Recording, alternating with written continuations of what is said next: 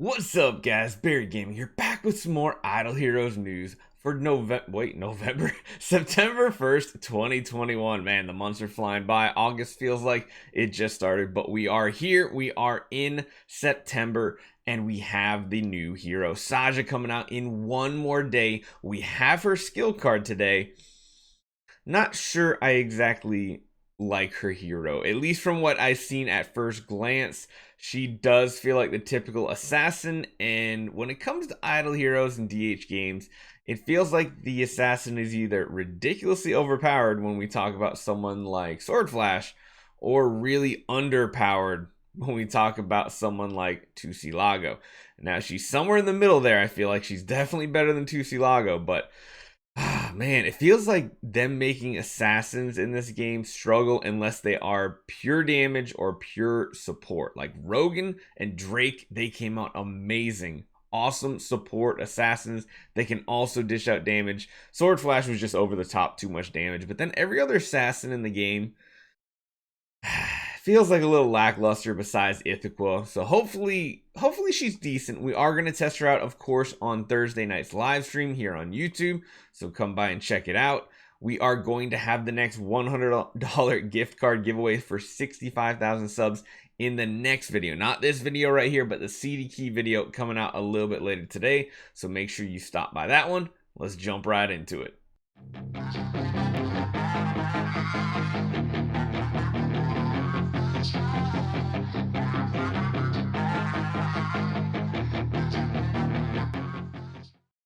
Okay, so of course she is going to be from the Fortress faction. She is, of course, going to be an assassin. Both things I don't really like particularly, but we will jump into it, see what Saja's skills are. And I think I'm saying her name right. Saja. That's Raja, Saja. Seems pretty close to it. So, her active ability, Vine of Death. She will be dealing 1000% attack. Now, remember, these are V4 numbers we're seeing here. Damage to 2 enemies with the lowest HP and poisoning them. Dealing 800% damage for each round for 3 rounds. So essentially how the poison works is when she first does her active ability, the first round applies instantly. The end of that round that you used your active ability in will be the second, and then of course the third round will technically be the second round. It's really weird how dots work in the game, but I want to make sure everybody understands that. Meanwhile, she deals extra damage equal to 1000% of attack that ignores armor to all mesmerized targets with a 100% chance to stun them for 2 rounds. So that's pretty interesting. But we got to figure out how Mesmerize is really going to work here. That extra damage is armor ignoring, which is good. 100% chance to stun sounds good as well. So we got to see how many heroes we can get Mesmerized on with this hero. First, passive, elegant posture, HP, attack, crit, speed, control immunity, no damage reduction. Means you might need to run her with something like a crown or an A and B, something to give her some survivability. Otherwise, I feel like she's just going to be like Tusilago and just instantly die in round 1 against all these Transcendence heroes. PvE wise, good stats for PvE, I'd say, but I don't think it's going to be anything to dethrone Ithaca.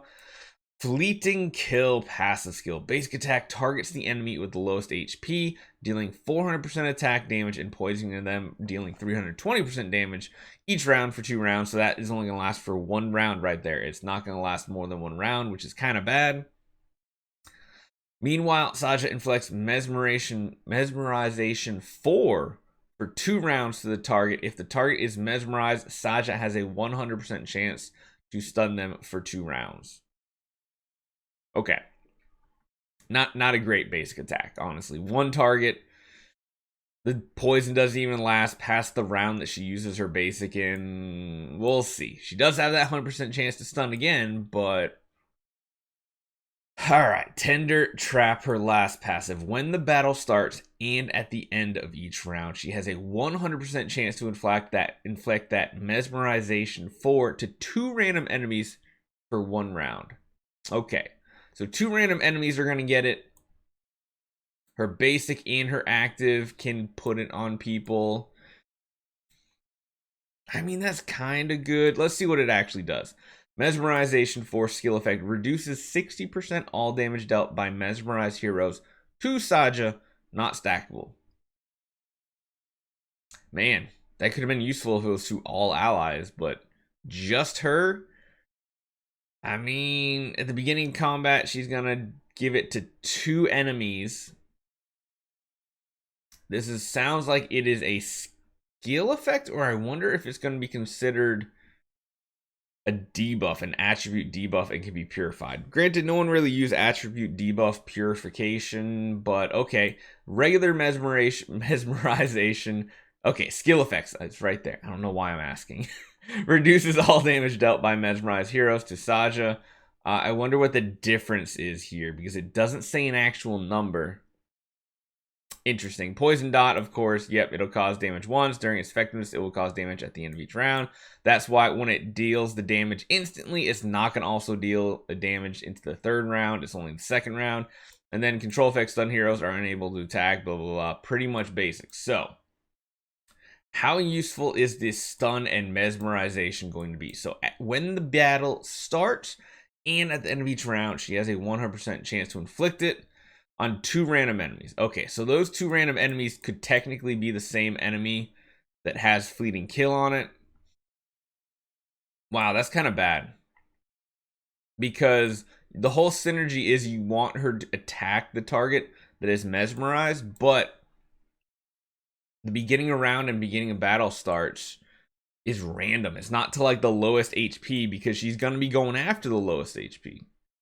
So I guess it depends on her speed. There's a lot of randomness to this hero, at least in PvP. Even in PvE, I mean, you can't stun bosses. You can stun some heroes in places like Tower of Dreams, so I wonder if she has any place there. But I feel like this stun is not reliable enough, because she has to attack the target that's already mesmerized. Now, her active does hit 2 enemies. That means there's a higher chance of that happening and doing a decent chunk. Like, her active is decently strong. 1,000, 800%, and 1,000 all happening at the same time is a very, very big chunk of damage. But I just don't know if it's going to be useful. What do you guys think? So, of course, no matter what, we'll most likely be doing 2,000 scrolls for this hero. And we will be summoning her. We'll be building her. We'll kind of see what she can do. I mean, she doesn't really sound like a hero that would do that well, even in some place like Sealand. Maybe she's going to be some weird, interesting stun support for 21 to 25. I don't see her skill set being anything that's like, oh, she will solve this problem. And she actually feels pretty lackluster. What do you guys think? I could be completely wrong, because you know I am a lot.